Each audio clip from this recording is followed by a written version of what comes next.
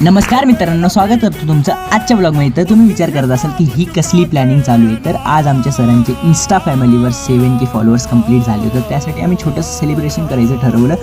तर काही लोक मला विचारतात की तुम्ही सरांचं क्लासचं इतकं का टाकतात. तर सर म्हणजे सर नाही आहे, ते आमचे एक ॲज अ बिग ब्रदर म्हणून ते आम्हाला खूप सपोर्ट करतात. आम्ही पण छोटं मोठं काही केलं पाहिजे ना त्यांच्यासाठी.